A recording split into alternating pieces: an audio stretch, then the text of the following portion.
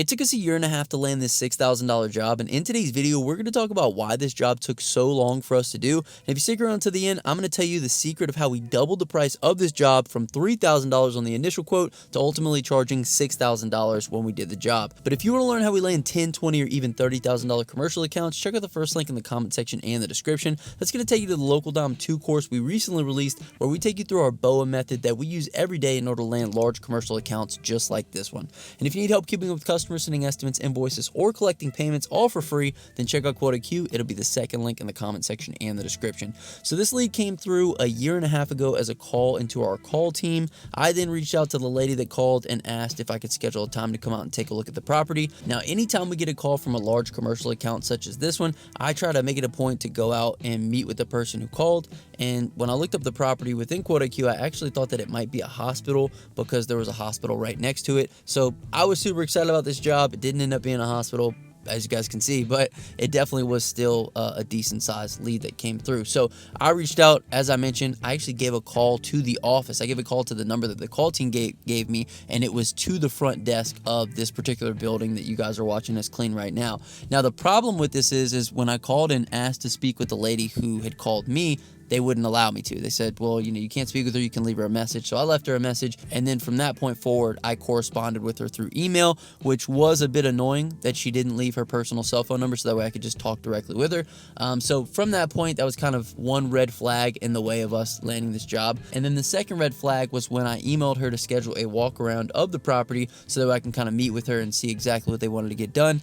She then said that I could just go out there and take a look myself, that she didn't need to be there for that. Now, when we think about how to create a competitive advantage for ourselves within a quoting situation such as this, one of the easiest ways to do so is making a personal impression with the person who reached out and the person who's ultimately going to make a purchasing decision or pick the people who are going to do the job, right? So if I'm not able to meet with her, I'm pretty much just another number on her desk. I'm just another quote that she got. These large commercial accounts, typically they need to provide 3 quotes to a higher up. So I'm already viewing this as multiple red flags. They're probably just needing another estimate, and I'm going to send in that estimate, and we'll see what happens. I'm not putting any weight on this. So after emailing back and forth with her, I then put together the bid on this job. I sent it over. Now, I didn't have very high hopes, as I mentioned before. I just assumed that, they had to get so many quotes. So I then didn't hear anything back from her for over a year. And I did a couple follow-ups manually. This was right around the time when we were developing the follow-up email sequences within QuoteIQ, which you guys can check out in the second link in the comment section description. And within that email sequence, I actually put in an email that I'm pretty sure hit her and was the reason that we kind of got this job back up and going. So I have one email within the sequence that is, it's time to get your property cleaned again email. So whether somebody schedules with our company or they don't, I have follow-up emails set in place for if they don't or if they do, for them to get an email 11 months after a quote has been sent, letting that person know that it's time to get on the schedule again. So she received that email and reached back out saying that they had never got the property done in that whole year, and she was wondering if she could go ahead and get on the schedule then, which kind of shows you the power of the follow-up. Following up is one of the crucial parts of having a successful business, and when you can automate that follow-up through an email sequence, that is really the ideal scenario. Especially once you start getting more and more customers, it gets really hard to manage doing follow-up emails and trying to remember who you quoted when and where. So you want to have something in place to automate this. So we scheduled her for November. Well, then November rolled around. We went to the property, we washed the parking lot, and I got a text from the lady saying that they wanted to wait a few more months before they got everything done, which was a little bit more of an inconvenience, another red flag. I'd still never spoken to this woman on the phone. I had only corresponded with her first through email, and then she got my number from the estimate and texted me that way, which is no big deal. As long as the check they cut clears, it's all good with us. So we rescheduled for January, and last week we finally got the call to come out and complete all the work. Everything ended up coming out great, as you guys can see in the video. And now I kind of want to get into how we nearly doubled the price of this job, and that was by upselling.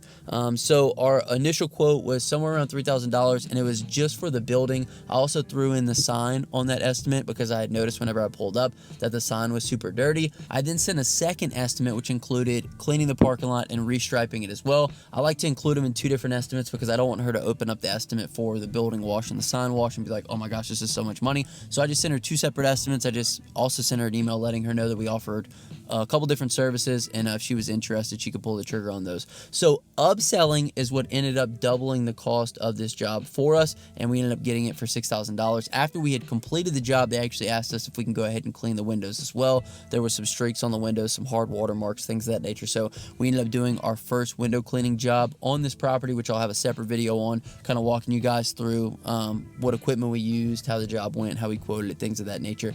But essentially, upsells is what took us from $3,000 to $6,000. The other thing is I like to send two different estimates. I like to let the person know that we offer other services, as well as quoting them on all the services that we do offer, just so that way they know the price. You guys don't know what kind of situation some of these commercial properties are in. A lot of times when it comes to like year-end situations, they have a certain budget allocated to property maintenance, property upkeep, and they don't exactly know what all they need done, right? They notice the building is dirty, but when the concrete is dirty, they can't really tell, or when the lines are kind of fading, it's something that, you know, kind of goes to the back of their mind because the lines have kind of always been fading. So it's just something that when we go to a property, I quote every single item on the property. I'll send those two estimates separately, but I'll let them know that, hey, we sent you another estimate on all the other services that we can offer you here. And when you do something like that, you're able to maximize on the value of that customer. So moral of the story is you want to get on a property, you want to offer them all of your services, and so that way you can maximize on every single customer that comes into your business. So if you made it this far in the video, comment down below upsell and I'll hashtag you're a real one. My name is Justin. This is Forever Self-Employed, and until next time, hustle hard, get that money, baby. Peace.